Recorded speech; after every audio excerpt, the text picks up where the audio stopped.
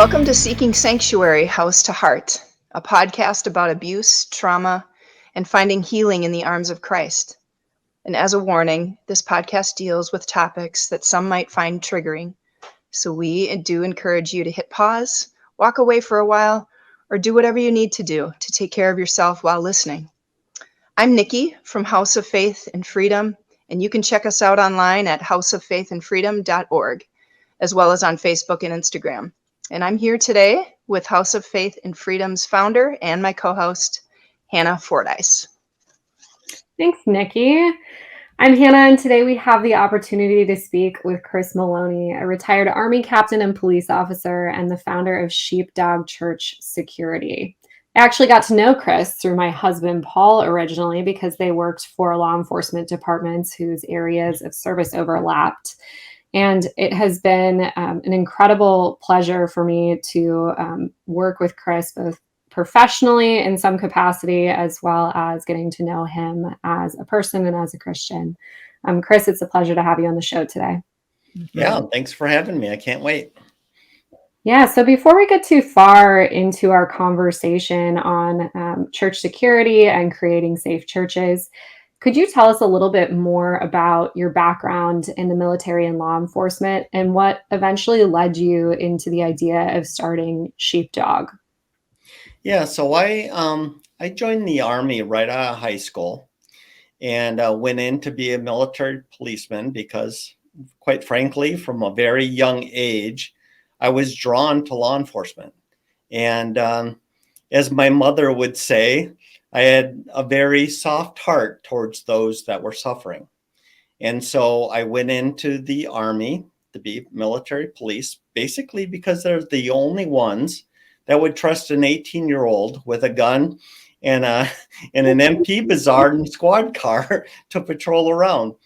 And so I joined the military, spent several years as an MP, served in Desert Storm. My career continued on. I made E6 staff sergeant for you, those of you in the Army and understand the rank structure, but E6 for the rest of you. And then at that time, I also was transitioning. So I left active duty. I was in the reserves. I also became a police officer. And so those run parallel for a little while. So I spent 21 years in the military. At some point, I did change to the dark side and took my commission, left enlisted, became a lieutenant, and then later ended up as a captain of a logistics company and retired. I'm 100% disabled. Spent 18 years in law enforcement, like I said, kind of corresponding with each other, and I actually finished my time in law enforcement as a crime prevention officer. Basically, at that point, I was starting to recognize it's not necessarily about catching the bad guys, but rather it was about preventing as much as we can, mitigating those risks as much as possible. The whole church security thing started in about 2009 when basically I'm a slow learner, but I was approached by the leadership of my church that said that there was likely money being stolen from the church from the safe. And so they asked me to, get a new safe, develop a new procedure, that kind of stuff. And I did that. And they're like, this is great. This is awesome. In fact, the compliment was so good that the annual auditor said, can we take your policy and share this to other churches? And I was like, okay, cool. No problem. Rock on. And then I ignored it because I'm dumb. And then later, they came back to me and basically said, hey, our insurance company is requiring training for children protection, right? Because obviously all the things going on in the world was getting out of hand. Now insurance companies were realizing this was a big, expensive thing, and they wanted to have training. So I put all that together. And did all that. It was great. Awesome. They said, good job. And I went on with my life. So finally they came back and said, hey, we need to have some sort of safety ministry where we're looking at everything that we're doing. And we're making sure that we're being proactive in reducing risk. And so I put together my first team. And the first thing that I realized is that The common person doesn't have an understanding. And I know we're going to get into a lot of this today. They just don't understand. If you're not in this realm, if you're not a victim, you're just, I don't want to say clueless, but you're unaware of what's going on. And it's only through awareness and training that we can start having a positive effect on the culture of the church and for victims and people that are suffering. And so I put training together, and my basic strategy, my philosophy was this, is if I teach a group of people today how to recognize victims or how to respond to emergency circumstances, then next Sunday, they're ready. And that was the whole point. And so there's a lot of other things we have to think about when safety ministries. We got policies, legal concerns, structure of the ministry, all that kind of stuff. But for me, it's been, I can train you something today, and tomorrow you'll be ready. And so that's what Sheepdog Church Security Academy is all about. Training people, giving them a base knowledge. Absolutely. I love that. One of the things that we talk a lot about, Nikki and I do, around domestic violence training in the church is be proactive, not reactive. Because when something's happening, when that person is in your office right then, or when a situation is going down that's dangerous or risky, you don't want to be Googling the answer right then. Your chance of error is so much higher if you just haven't done that front end work, because you don't know how to respond. You're trying to figure it out in the moment when something is already stressful and it's already moving at a really quick pace. So I resonate highly with that. What is the vision and mission? I mean, you alluded to, we've talked about it being Sheepdog Church Security. It's obviously church security and training up security teams to some level of base knowledge. What is the vision and mission of Sheepdog? Yeah, I mean, if I could wave a magic wand and have everything I want, I mean, it would be about churches and other houses of worship having some sort of mechanism in place to deal with the challenges, the risks, and threats that they face. So for one thing, it's simply this: crimes of all sorts have always occurred to and at churches. They've always been there. I mean, recently I did a deep dive into the FBI stats, and we both know the FBI stats are not great, but at least they give us some indication of what's going on. And you see this baseline reality that's always existed. It's never changed. Now, some things we're seeing increasing, vandalism, arson, that kind of stuff. But for the most part, they've always been there. But for some reason, and I don't know why, and if I knew why, I'd probably have $1 million book. But we've become very complacent in how we view what's happening at the churches. Either we're ignoring it, it's kind of a denial, like, oh, this is just a one-off. And so we'll deal with this, stumble through it, and we'll be okay. But these things have always been going on. And so it's about creating awareness again, and realize that these things have been going on and are going on across the country. And we all need to kind of wake up out of our slumber. The other thing is violence in church is climbing. It's huge.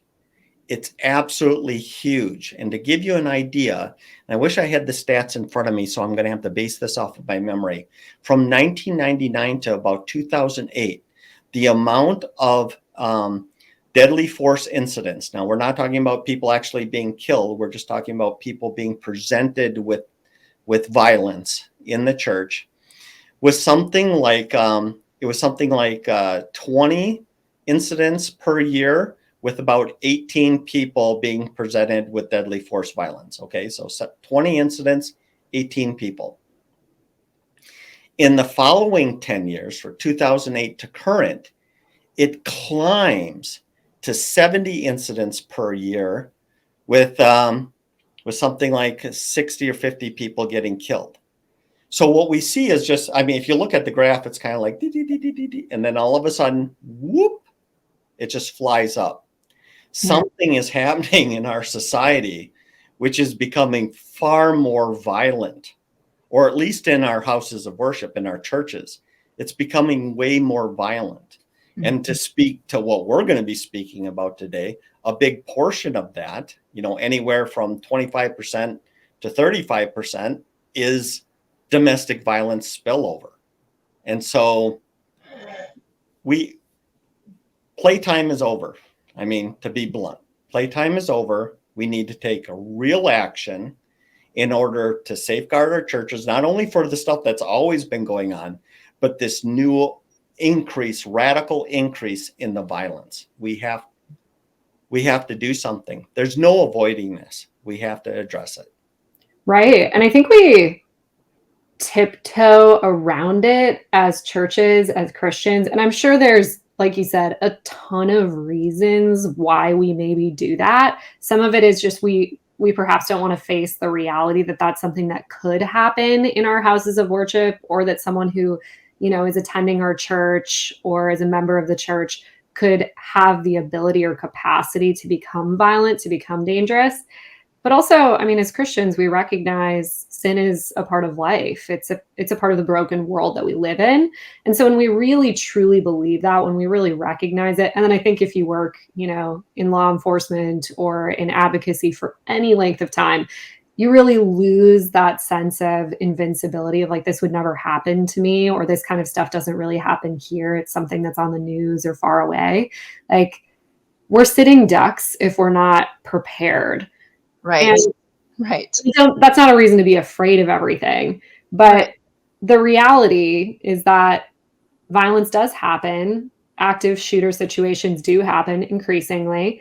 Violence spill over into the church, domestic violence in the home. These things aren't relegated only to, the outside community. There are things that still happen inside of the church.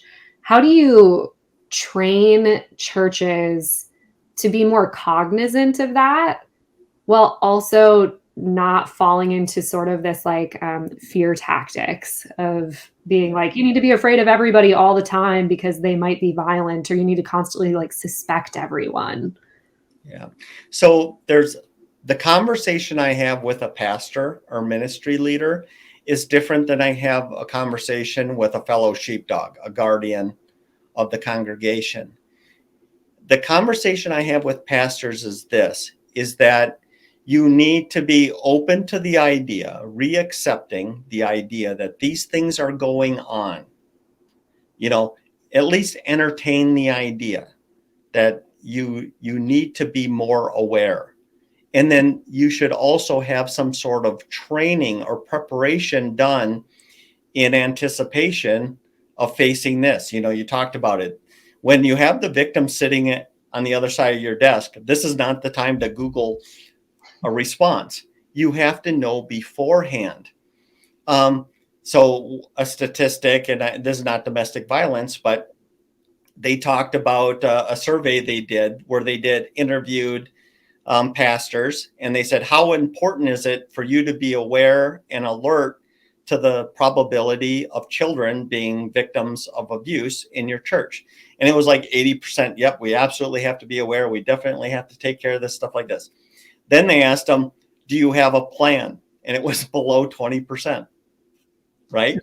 So their heart is great, right? We definitely want to be there for victims. We want to be that church that creates that sanctuary, that help for them. Mm-hmm. But at the end of the day, they don't have anything.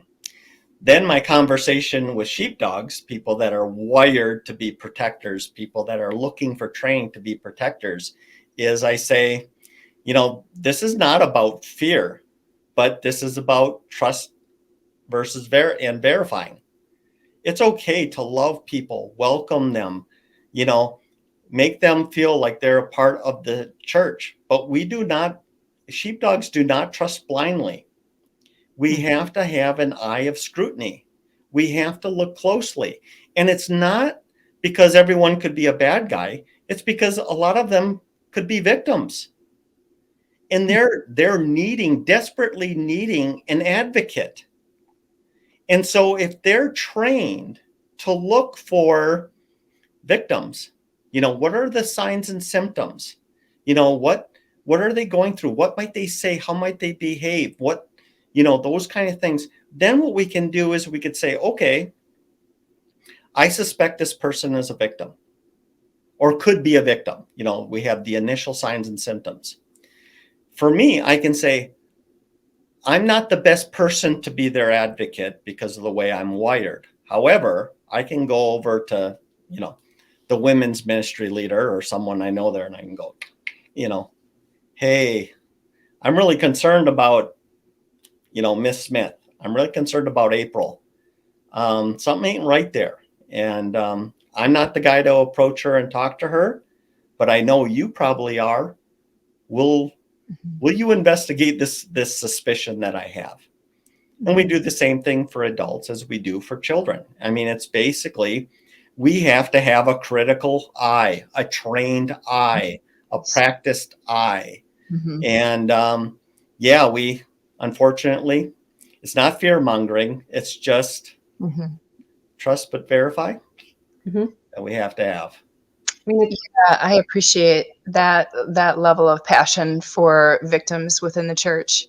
And if you don't mind diving just a little bit deeper on what are some of those signs and symptoms, Kris, that you have been alerted to before? Maybe could you share a couple of examples? And granted, I know in the body of Christ, we all have different gifts, and especially when you're talking about discernment, is this something that's reserved for those with discernment, or is this, could you just speak to the depth of seeing those signs and symptoms? Yeah. So the thing is, it's not a special gift. You can be trained to have a discerning eye. And it's not as complex as here's your list of 20 things that could, could indicate that this is going on. It's about knowing human nature. So when I talk to my teams and I'm talking to other people that are going to be training, going through our training, it's like part of your job in your patrol, before, during, and after services is to watch people. You really need to watch people. And you get a very good sense very quickly of how 90% of the population behaves in a public space, right? How they look, we're looking at facial expressions, we're looking at body language, we're looking at how they dress and how they interact with other people. And if you observe people, you get a sense for the normal. And when things are outside the normal, then it requires a closer look. In the case of a potential victim, you'll see things like, without even seeing bruises and the obvious signs of, of domestic abuse or physical abuse, you're going to see a downcast face. You're going to see somebody who's avoiding contact with other people. You're going to see somebody in emotional turmoil. You're going to see somebody that reacts differently when they're presented with their spouse or other people in authority. You're going to see that withdrawal. And so if you're watching a person behaving normal and then all of a sudden the husband walks up and all of a sudden their whole character and demeanor changes, that tells you, something ain't right here. Maybe they're arguing over who takes out the trash. We don't know. But if we see this behavior repeatedly, then it's kind of like, okay, maybe there's something more here. Same thing applies to children. If every time the pastor comes around, the child withdraws and runs away, this tells us something, that something is not normal. It's not fitting in this. So really it's measuring people's behavior against traditional social norms. And then sharing those suspicions with people that are in the position to address it. Like I said, I probably only under extreme circumstances would I approach what I thought to be a domestic violence victim in the lobby of the church, unless The only time I would do that is if I was fairly convinced that the abuse could happen as soon as they leave. Mm-hmm. Then I would intervene because we have no time. Yeah. But if it's a sense that I'm getting over a period of time, I'm going to reach out to one of the more mature, smarter women in the women's ministry and say, you need to corner her and talk to her. Now, as you well know, that even takes a certain amount of training for that person to do that and do that well. Mm-hmm. Yes. But even if they're not, right, they're just a mature, experienced, smart woman. Mhm. In my opinion, it's better than nothing, right? Mm-hmm. I mean, we have to take those initial steps. I'm not going to say, oh, Miss Lori doesn't know how to deal with domestic violence victims or potential domestic violence victims. I'm not going to let that hold me back from asking her, hey, you really should talk to this woman because I think something's going on and somebody has to do something Mhm. and hope for the best, which Yeah. is not the right answer for this group. But you see what I'm saying? I do. I mean, all I'm really saying is this, is that we can only do the best with what we have when we have it. And for your ministry, that's to take it to the next level, right? It's about taking the women's ministry director, if you will, or even the men's ministry. I knew a friend, he was on my safety team. He was a victim of domestic violence for years.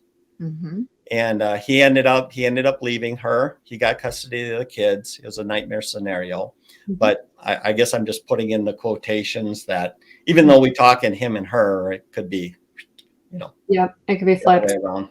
And one of the things that came to mind when you were talking was my husband, also in law enforcement, right, always talks about having your head on a swivel, right? Like he's just constantly at a high state of awareness.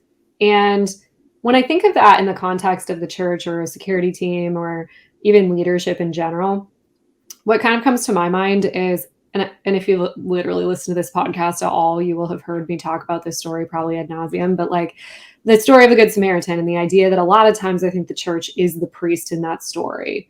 When we walk past the victim of violence on the road and we never turn our head to look, right? Like we expect that someone should have to cry out for help before we will pause and pay attention to it. And so we have to learn to use our necks and actually turn our head to pay attention and say, clearly that is not right, or something is wrong, or something is off.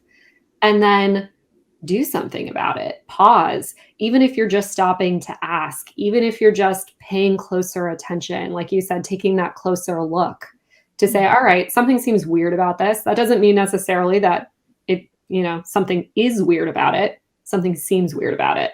So then you take that closer inspection, you pay more attention, and then you ask.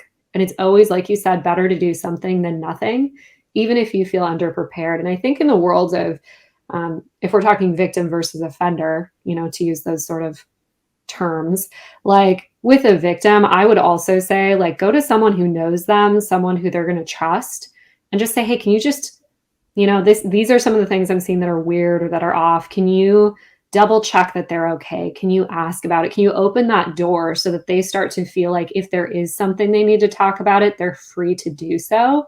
That doesn't mean they necessarily will right now, but at least they know that they can talk to you. At least they know that someone is paying attention and cares enough to ask them about it. And then of course we would encourage you to get some training on disclosures and understanding what some of those next steps to really create a holistic environment around a survivor or victim is. But yeah, ultimately just do the next thing. And another thing you brought up is the idea that you work together with other people. You don't need to be the end all be all knowledgeable everything in your church. You can be someone who's more of a sheepdog that deals more with security stuff. And if you notice someone, something that's off, know the person who's going to be the best fit to pass that off to and trust that they're going to do their piece of it. We function together as a body, as a working conglomerate of different pieces. So know your strengths, know your giftings, and like be willing to walk in that and do it as well as you can. And then trust other people to do the next part. Yeah. Absolutely agree. I think about, your husband and I work in an area with a battered woman shelter, right? And so I would go on a domestic violence call. I would do the best I can with the tools and abilities that I have. And then I call the battered woman shelter and I say, we have a victim over here. It's passing it off to somebody who can do something better. And that's one of the things I tell churches too, is the church, your body is not responsible for all the ills in the world. You can't handle all of it. You can't solve homelessness. You can't solve domestic violence. You can't do all these things. But what you should have is a Rolodex or a contact list filled with people that know what they're doing and say, hey, I'm sorry you're homeless. I'm sorry, but the county does this, and let's, or whatever, domestic violence. Let's take you to the next person, child abuse. What's the next step? We don't have to have all the answers, and churches shouldn't try to be the answer to everything, but rather redirect them. 100%. Yes. We talk about that in the context of like, instead of a Rolodex. I dated myself just a teeny bit there, but for my audience, that makes complete sense. Yeah. We talk about like the idea of it being that we're an emergency room. You have people coming in with all sorts of hurts and traumas. So, our group of listeners would be familiar with that idea of like, you may not be the specialist who is a cardiologist or who is a trauma surgeon or whatever, but you should know enough to stabilize that person and get them to where they need to be without causing more harm. And so a lot of it is like, what's that basic prep we need to be the ER doctors that as the church we just are, because we have people coming in from all sorts of different sectors. So your best friend is your Rolodex. Your best friend is your connection to the community and the people who can, provide the expertise that you maybe don't have. Part of our annual training that your husband and I have been through about 1 billion times includes people coming in from different sectors and different jobs, and they present what kind of services they provide. Everything from what do you do with the runaway kid that runs away every single week? All these different resources that are out there. And of course, then they hand out all their business cards, and you leave these meetings with all these flyers and business cards because as a police officer, you don't have all the answers. You shouldn't know you can't know all the answers. You just need to be able to be like, okay, what was that one again? Oh yeah. Okay. Here's the one, here's the phone number, here's the next step for you. And, and pastors need to be the same way. And quite frankly, in my humble opinion, safety team members need to be that way too. We need to have a list of contact information to call, start with poison control, everything, just have it all in there and be ready for whatever you might face. And you want to talk about something that's a very low amount of investment, like time investment, effort investment, but really high reward. It's for sure referrals. Do you have a strong referral list? It shouldn't take you that much time to be familiar with the things that exist inside of your community or space. These expert numbers you can call, these organizations that have a very similar mission to you in a lot of ways. They're on the same team with you. Like, once you have that list compiled, I'd encourage you to get to know those organizations better and build a relationship, but at least have the list compiled so that when that situation happens, like, where to bring them. You're not Googling therapists or mental health professionals in the area. You already know which ones are good, and you can just immediately send them there instead of being like, well, let me get on my laptop and sit there and go through Google pages for a while. And I'm not sure which ones are actually good and which ones aren't. Just be a little bit of proactive goes a really long way. And not to mention just connection with others. The church, when I think of the church, why would we want to isolate ourselves? Why not know well the resources in our community? Because those resources are people, and people with expertise. And they're made in the image of God, and crossing paths with them and building relationships with them is just a fantastic way of just loving others instead of, an isolated church expecting ourselves to have all the answers and to do it all. And it's just not, I just don't believe that that's God's design. And what a way to truly love other people on behalf of victims and survivors in abuse. And that's a very biblical view, right? I mean, the Bible talks about different parts of the body, and each part of the body has different roles and responsibilities. You know, the hand is not the foot and the ear is not the eye. And that is a very good biblical view of saying, hey, you don't have to be it all. If you're the eye or the mouth, pastor, you're the mouth, awesome. But know when to pass on the responsibilities to the eye, the ear, the hands, the feet. And also, like, that should be a relief, you know?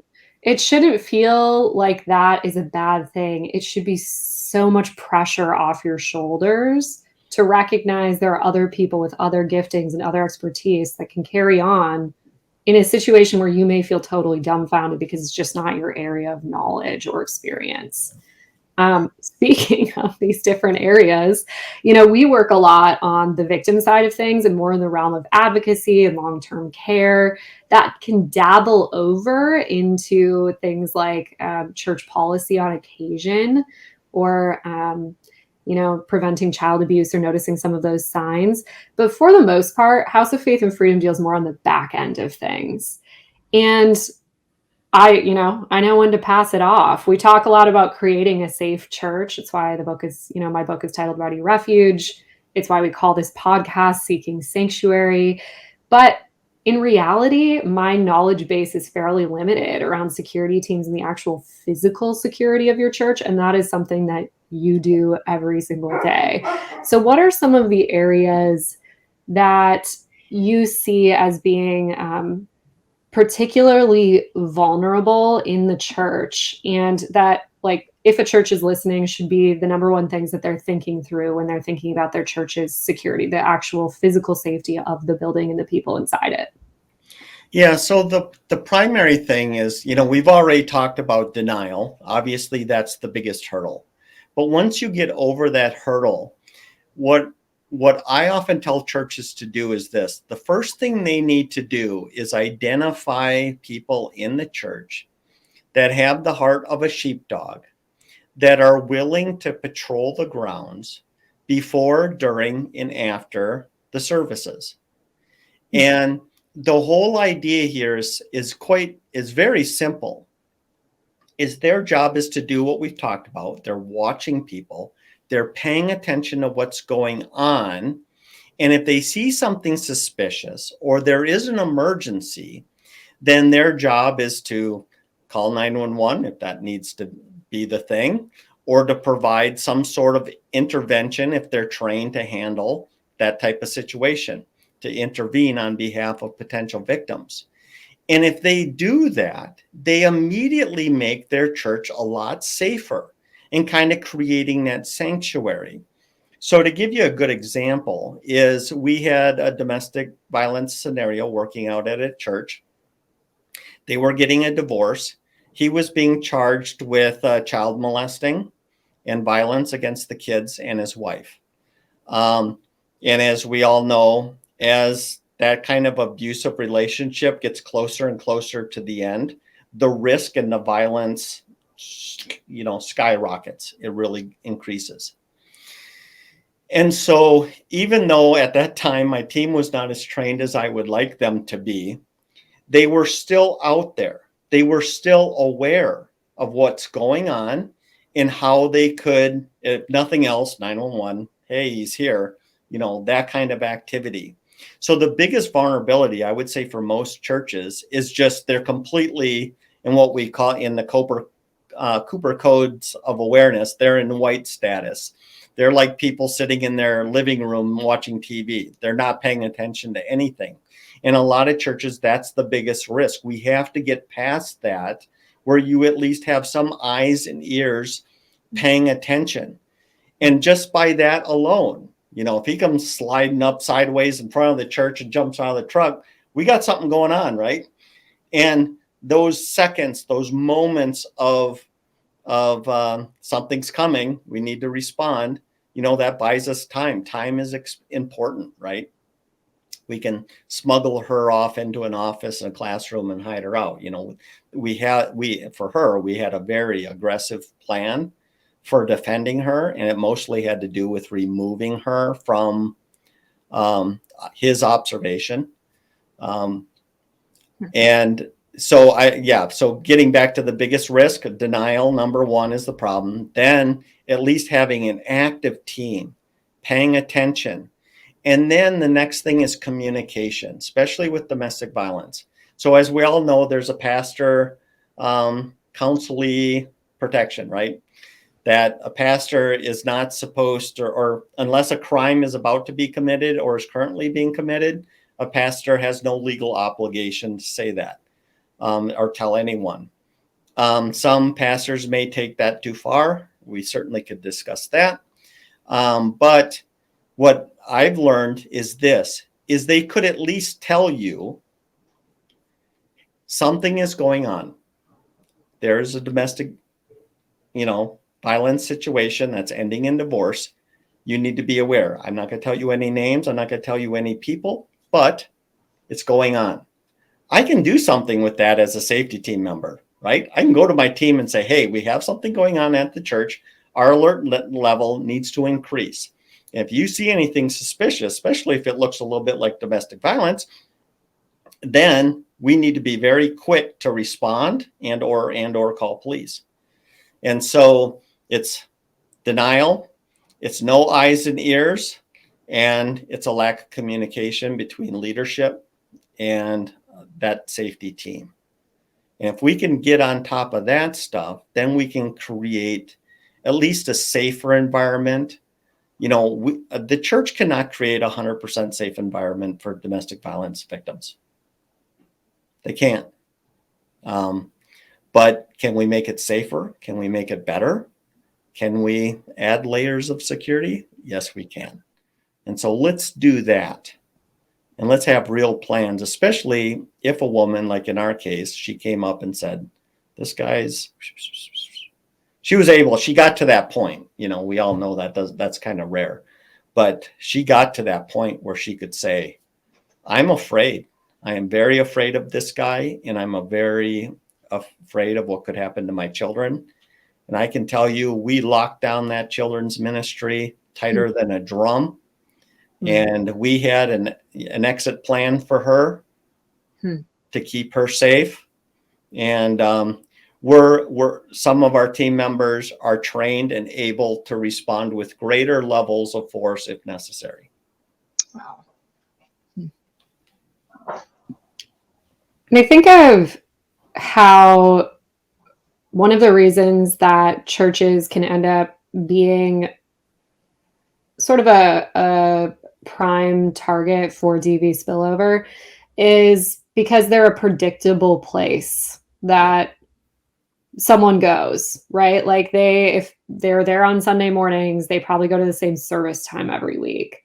Their kids go on Wednesday night for youth group. They're probably there every, Wednesday night at the same time. So when you're dealing with a situation where it's an estranged spouse or significant other, a lot of times they're already familiar with the pattern that they follow in their daily life. So stalking becomes a lot easier. Yeah. And, we talk about this in like safety planning and sort of the domestic violence world is like, change the route that you go to the grocery store, go to a different grocery store, go to a different bank branch or do online banking, change your locks, change where you park, change every part of your pattern if you've recently left that relationship so that you're not as at risk of running into that individual. But that's really challenging when you're dealing with the church because that's their established community. So the chances are pretty good they're going to continue to go there at the same time every week. What are, maybe some ways that the church can be more proactive in keeping a generally safe church space? Like, what are some of the signs they could watch for that something may be going on in the domestic? Or what are some ways that they can sort of watch over the grounds to make sure that there isn't something suspicious happening either in some of the back rooms or in the parking lots or things like that? There's a case I'm thinking of specifically right now I can link it in the show notes, but it was a few years back. A woman had left a domestic situation, gone to church, and was murdered in the parking lot because her abuser was waiting in the parking lot for her. So what are some of the ways that we can just be more protective or more careful around those areas? Absolutely. So in the military, they had, this might be a holdover. This might be dating myself a little bit, but they would have stand to, which was basically in the early morning before the sun came up. We had to go out to our firing lines, our fighting positions, and be ready for the morning assault, because that's how war used to go, right? You're getting ready. So you're right in the sense that a church's services are a specific time and a certain place. The bad guy knows where that is, and so do we. So we know this. So our alertness is up. We're paying attention. We're ready for the assault. That's the whole point behind stand to. And the church can do the same thing. We have somebody at risk. We need to be in a ready state. We need to be ready for this. And we need to have a plan. In her case, we had somebody stationed near her just in case he got past us. Right? Somehow, some way. I don't know how he would, but let's say it happened. This person, the safety team member, was within 5-10 steps of her the whole time. And if he would have attacked at that point, she's to be shuffled off into an office where they'd be in lockdown and guarded by that person. But anyway, the point is this. Yes, the time and place is known for both of us. So we can prepare as a safety team. We can be ready for this and be alert. The other thing is this: patrolling. In the case of the woman getting killed out in the parking lot, hindsight is 20/20. I get it. But the safety team, especially under those circumstances, really anytime, they need to be patrolling that parking lot. 75% of all active shooters in the church start outside in the parking lot. So we have to be out there patrolling, looking for suspicious people sitting in their car, waiting for ambush, whatever it is going on. In fact, the podcast I recorded today and uploaded today is about suspicious vehicles. You may or may not heard of a safety team member was recently killed because there was a suspicious vehicle in the parking lot. They took some photos. That's how the bad guy was caught. And then the bad guy ran him over, drug him into a ditch, threw his body in the ditch. Horrible situation, but the whole podcast is about how do we deal with that person sitting in the parking lot? Are they waiting for ambush? Like I said, 75% all deadly force incidents start outside. So we need to be out there and paying attention. And in the case that you're thinking about, maybe, we don't know what would have actually occurred, but if a safety team member was patrolling out there and saw this guy sitting in his car, would have there been other indicators that he was up to no good? His facial expression, anger, hate, nervousness, is he shuffling around in his car? As we're doing an approach, a slow, deliberate approach, are we seeing other indicators that could be, this is a bad situation where you fall back, you call police, let the police respond? So there's answers to a lot of this. And it's just a matter of, it still comes up with those components. We got to get over denial. We actually have to have a safety team that's trained and acting deliberately. And then we have to have communication. So now let's imagine a different situation. If I know that a bad guy wants, without even knowing names, there's a, custody issue going on, the guy's violent. All right, I see somebody in the car. With that in my head, that's different than somebody who's just borrowing our Wi-Fi or pulled over because they're not allowed to text and talk on the phone while they're driving. And now you see what I'm saying? Now my awareness level is different. And now I'm measuring his behavior. I'm observing what he's doing. And then if I get the little hair standing up on the back of my head without any real way of explaining why, I fall back, I call police, let the police handle this guy. And if it turns out he just pulled over because he wants to eat his hamburger and fries in the quiet of the parking lot, awesome. Who cares? No harm, no foul. But if he's awaiting an ambush, let the cop discover that, and Sure. And this is a big part of it too, is recognizing as the church, even as a safety or a security team, again, there's limitations on what you're able to do. You're not an investigator and you don't have to be. And my husband and I talk all the time. I can't even tell you how often we talk about this because I'm very guilty of it. Is like, I'll be like, should I have called 911 for this? Like things where I was like, well, I don't want to bother them, or I don't know if it was actually big enough to have bothered calling the police. And my husband's always like, that is our job. Literally just call. Like, we're not annoyed. If anything, we're probably sitting around waiting for a call. Like, his totally different, but like his grandmother had, back when she was alive, had fallen in the restroom and spent 7 hours on the floor. She had a phone. She just didn't want to call and inconvenience anyone. Like, we have to get past that mentality too. And also just, trust your gut a little bit more. If something's off, check into it or call 911 and have them check into it. Because if nothing's wrong, then their day will go on as normal. But if something is wrong, you could save a life by doing that. It could make an enormous impact. So at least just consider doing it. And I also love the idea of checking your parking lot, because we often don't think of the property as a part of the church building. Yeah. We just think of the walls. We don't actually think of the space around it. But like you said, it starts on the outside, and that's where someone's going to pull up, and usually where there'll be no resistance. And if they get going out there, they're already going to have the chaos, and they're already going to have the upper hand when they're coming into the building. Mm-hmm.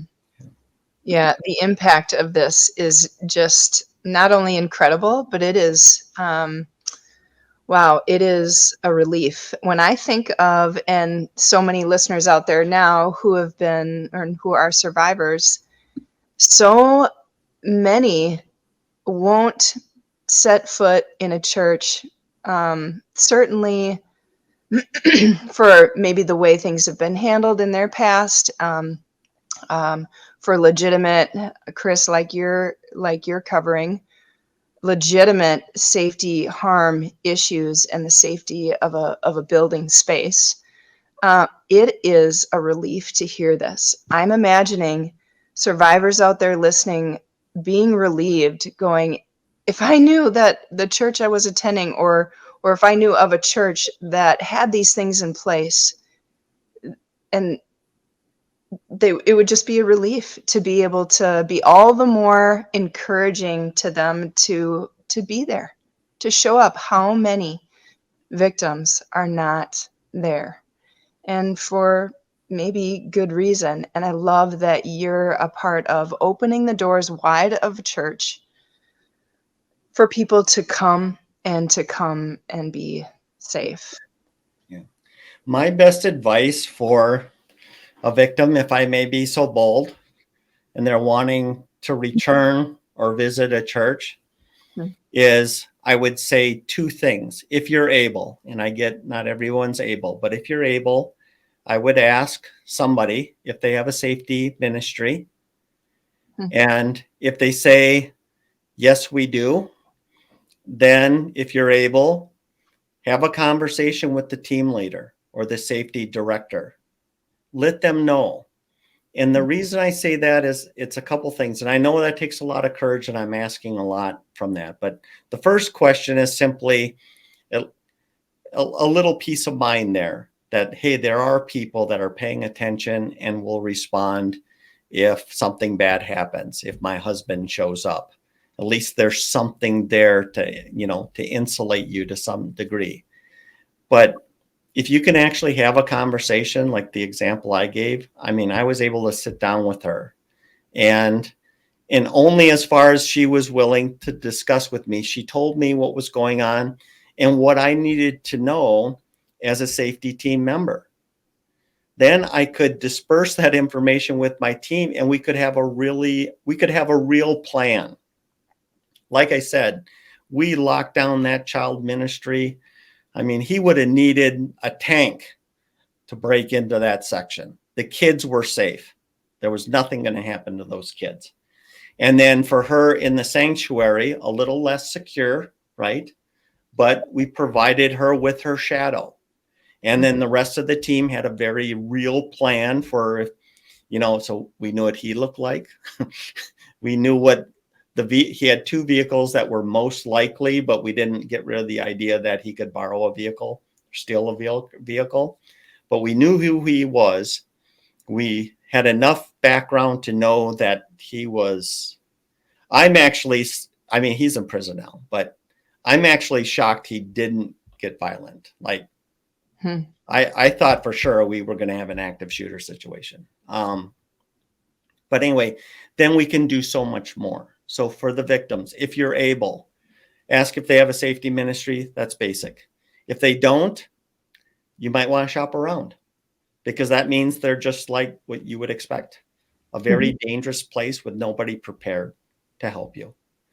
But find somebody with a safety ministry. And then, like I said, if you're able, if you could have a conversation with me or whoever the boss is, I can do so much for you. A lot I can do for you. Like I said, her kids locked down. And that was obviously her biggest concern. Right. And I love the idea when we're talking about this as a safety ministry, because it is a ministry. It's something that is really important. And when you're talking about someone who's been living at a certain level of anxiety or fear or a certain level of violence for a really long time in their home, like the one place you really shouldn't have to worry about violence, that takes this incredible toll on you in every sense of the word, mentally, emotionally, physically, spiritually. To be able to come into your church and know, at least to the best degree possible, that you're going to be safe in that space and able to worship without being constantly afraid, or that your kids are okay to go to children's ministry and you don't have to keep them with you in the sanctuary because it's going to be safe there for them, because you know that, your ex-spouse or whoever isn't going to be able to walk in and just pick your kids up and leave with them while you're in church. Like, that lends an incredible gift to that individual that allows them to connect with God. And it's also a picture of God. And that was something I kind of wanted to lean into here at the end. I probably should ask this question at the beginning, but it's called Sheepdog Church Security. Where do you get the term sheepdog? And what does it actually mean to be a sheepdog? Yeah, so the idea occurred to me when you simply use very old Christian language to talk about Jesus as the shepherd. Then, of course, the follow-on to that is also that pastors can be known as a shepherd. And then, of course, you have the flock, the sheep, the congregation there. And the idea that the shepherd, Christ or the pastor, has a sheepdog. And the sheepdog's job is to defend the sheep against the wolf. That's what they're designed for. That's the way they're wired. You're talked about having a safe sanctuary as being a gift to domestic violence victims. But it's a gift to the sheepdog? Giving them an opportunity to be a sheepdog. If you let the sheepdog know that, hey, it's not a bother. It's not like calling 911 where we always talk like, I don't want to bother anyone. And meanwhile, your husband's going like, call, for goodness sake, that's all we're here for. That's the sheepdog's heart. Let us know. It's a gift. It was a gift to us. I mean, the number of volunteers that were coming in on every service increased. They were patrolling the parking lot. They were watching the doors. They were shadowing her. They were ensuring the children's ministry was locked down tighter than a drum. They were the happiest sheepdogs I ever saw in my life. So please, by all means, do we have a safety ministry? And let me talk to the sheepdogs, because they're going to give me the gift of a safe sanctuary, and I'm going to give them a gift of actually serving in the way that they're wired to serve. And so anyway, I just kind of ran all the way around. But the sheepdog is the protector of the flock and the aid to the shepherd. That's what it's all about. Wow.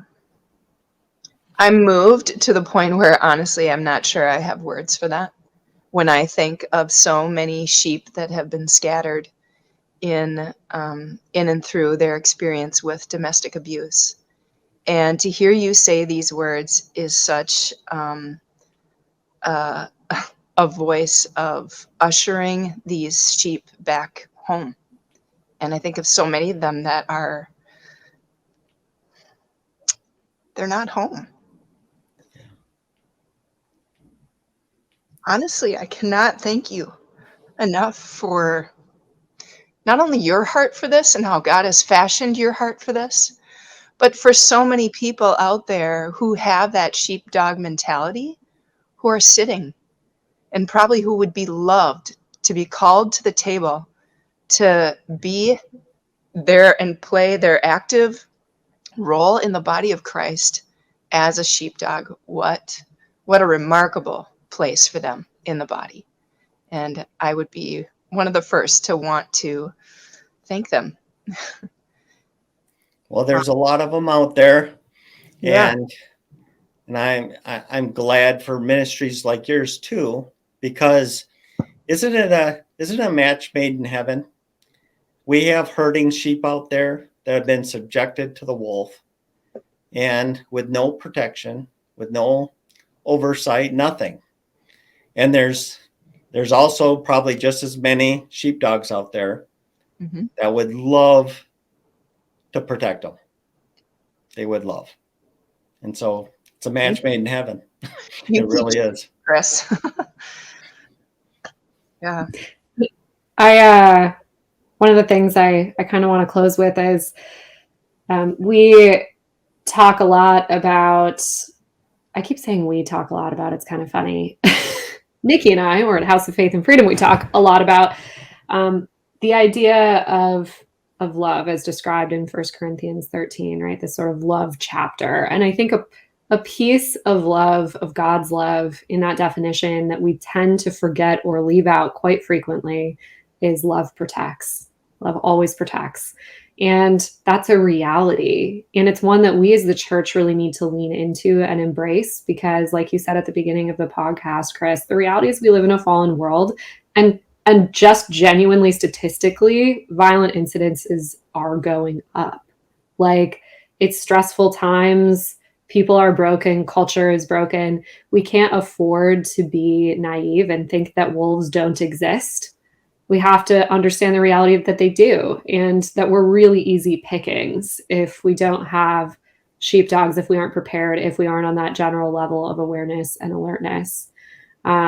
So thank you for the protection that you're training the church up in and for, this whole great group of sheepdogs that you're bringing around. I will link all of the information for Sheepdog Church Security trainings as well in the show notes. There are a lot of really accessible avenues for you to get into some of those trainings, whether that's individually or as a team or in person.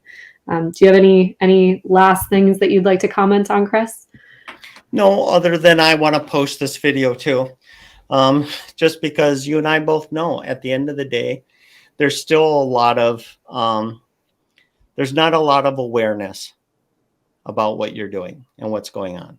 And quite frankly, gosh, if we could just get one thing right, if we could just get one person in every church across the nation to at least read your book and listen to this podcast to increase that awareness and preparation for these type of scenarios.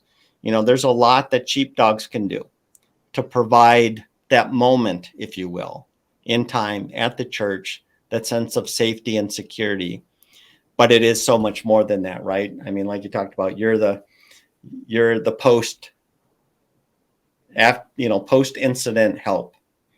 And unfortunately, while it's good to have a phone number, it's even better to at least have a base knowledge, a base understanding of how to handle these situations, not just the security of them, but now making them whole or something close to whole. I mean, I don't know what your ultimate goal is, but, somebody who's free from that abuse,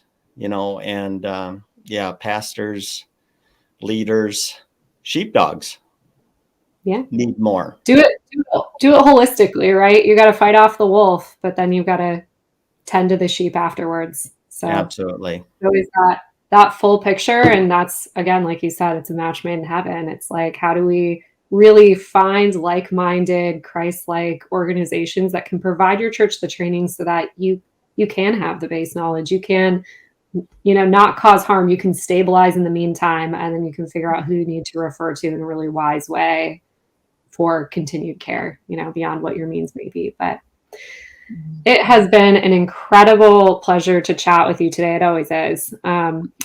Again, I'll link all of the information in the show notes below. And with that said, thank you for being with us, Kris. Awesome. Yeah, thanks so much, Kris. Thank you. Glad to be here. You've been listening to Seeking Sanctuary House to Heart. This podcast is a production of House of Faith and Freedom and 321 Media with your hosts, Hannah and Nikki. For more information about intimate partner violence training for the church, check out our website, houseoffaithandfreedom.org.